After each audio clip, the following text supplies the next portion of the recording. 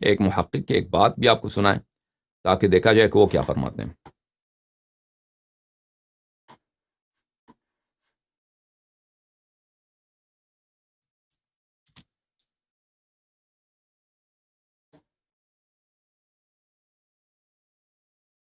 تو یہ جو لفظ مولا کے لحاظ سے اولا معنی لینا، اولا، یہ اس لیے غلط ہے کہ جو لفظ مفعل کے وزن پر ہو اس کی جگہ مفعل کا وزن کبھی بھی افعل کے معنی میں استعمال نہیں ہوتا. آپ کہیں گے عوام کا کہہ کے پھر بات صرف کی شروع کر دی ہے. مفعل کا وزن یعنی مفعل یہ ہے لفظ مولا، مفعل کا وزن کبھی بھی افعل کے معنی میں استعمال نہیں ہوتا. تو اگر یہاں مولا کا معنی اولا لے تو پھر کیا ہوگا کہ مفعل کا وزن جو ہے وہ افعل کے معنی میں استعمال کیا جا رہا ہے. ایک لغت کا ماہر ابو زائد وہ اس کو جائز سمجھتا ہے، لیکن وہ بھی اس کا قائل نہیں کہ یہ اولا مولا کا لغوی معنی ہے. یعنی ساری عربی گرامر میں سے جس نے یہ کہا کہ مولا اولا کے معنی میں استعمال ہو سکتا ہے اس نے بھی کہا کہ ما حاصل اور خلاصہ، لیکن یہ نہیں ہے کہ لفظ اولا جو ہے یہ مولا کا لغوی معنی ہو، اس کے معنی میں سے اس کا کوئی بھی قائل نہیں ہے. اسی بنیاد پر امام رازی رحمت اللہ علیہ نے بڑی شدت کے ساتھ اس کا رد کیا.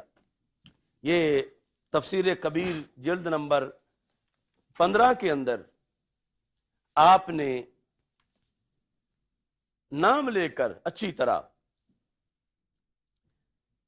فَكَانَ يَجِبُ أَن يَصِحَّ أَن يُقَالَ هَذَا مَوْلَى مِن فُلَانٍ كَمَا يُقَالُ هَذَا أَوْلَى مِن فُلَانٍ.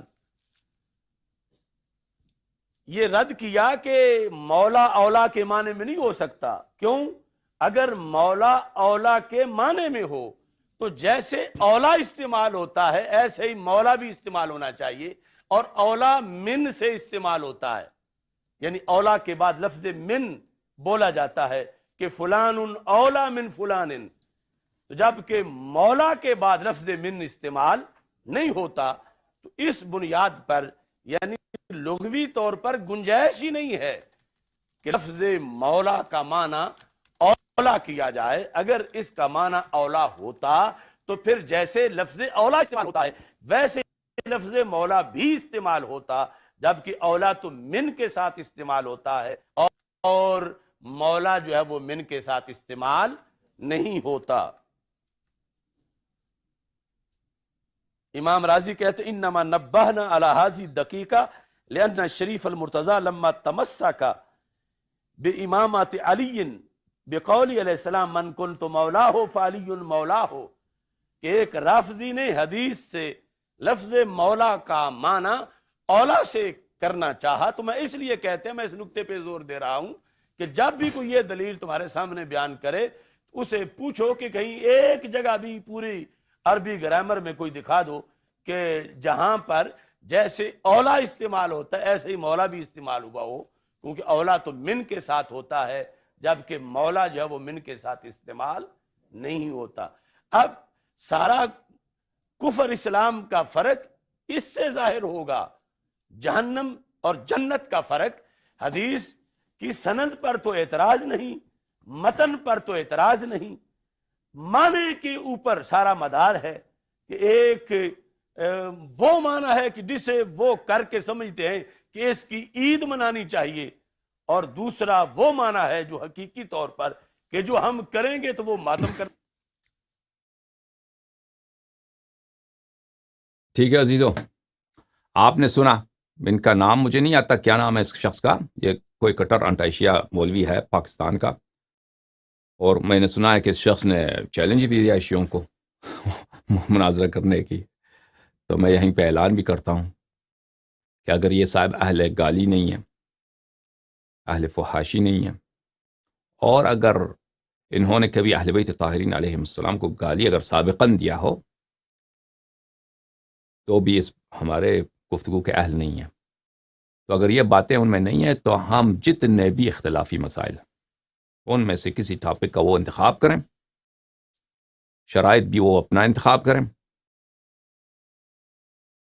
اگر کوئی ایسا شرط رکھتے ہیں جو ہمارے لیے ناممکن ہے، مثلا شرط رکھتے ہیں کہ آپ پاکستان نہ جائیں، تو وہ ہماری قدرت سے باہر ہے، سفر کرنا ہمارے لیے ممکن نہیں ہے، بالخصوص پاکستان، جان کو خطرہ ہے.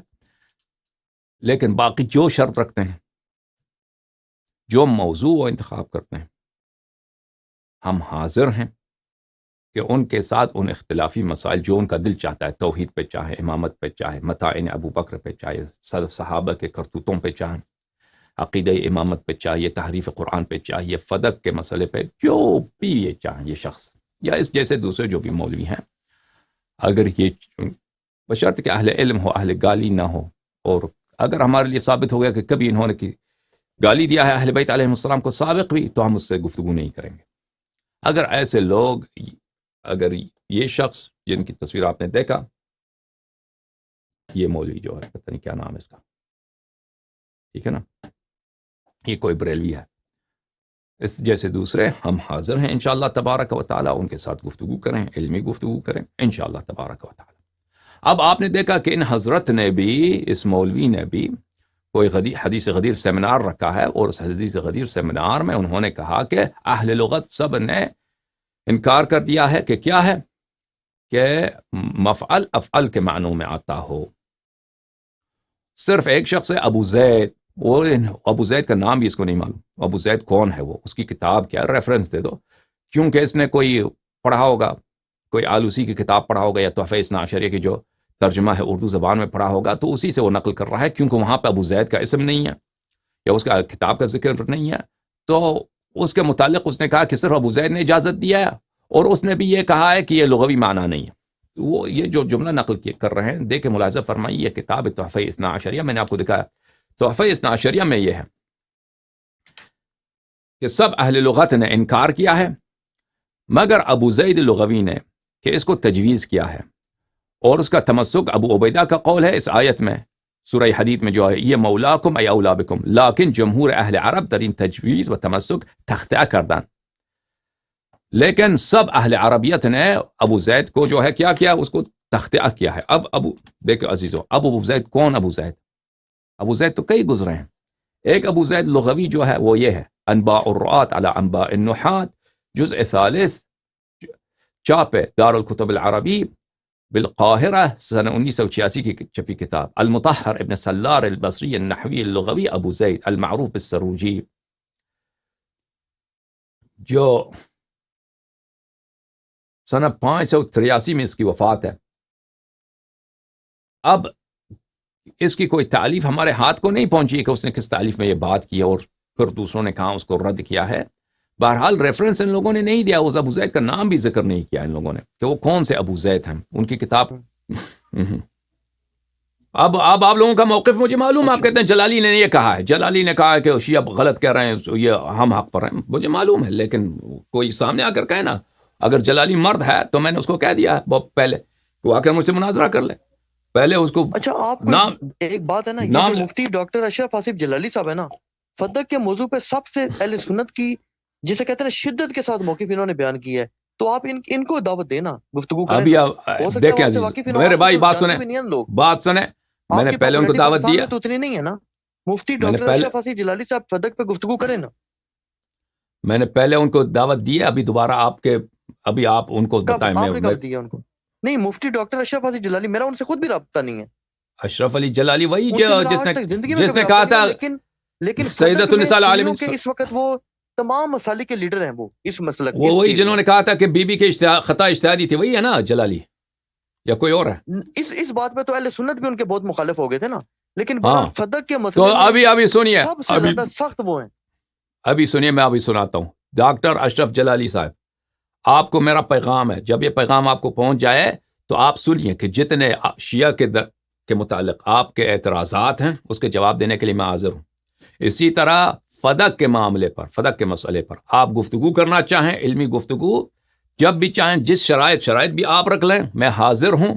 آپ زیادہ وقت لینا چاہتے ہیں، جو بھی شرائط ہیں، آپ ایسی شرائط نہ رکھیں کہ میرے ناممکن ہو.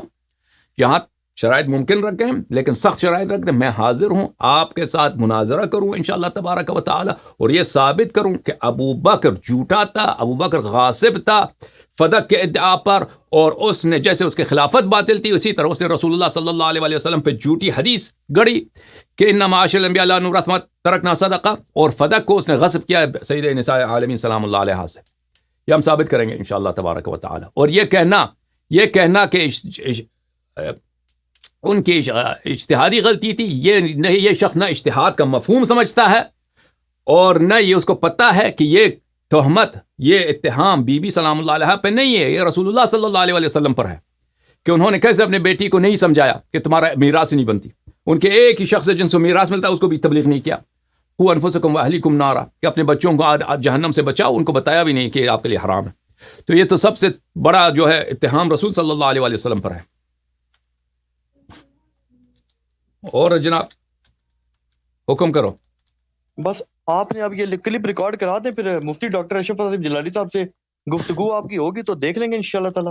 آپ کیا دلائل دیتے ہیں وہ نہیں آئے گا بھائی، وہ نہیں آئے گا، وہ کبھی اس کی ضرورت نہیں ہوگی آئے گا. یاد رکھو یہ لوگ جو نہیں کریں گے ہم سے بات. تقریباً 100% یقین ہے، مجھے 100% یقین ہے کہ وہ آپ سے گفتگو کریں گے.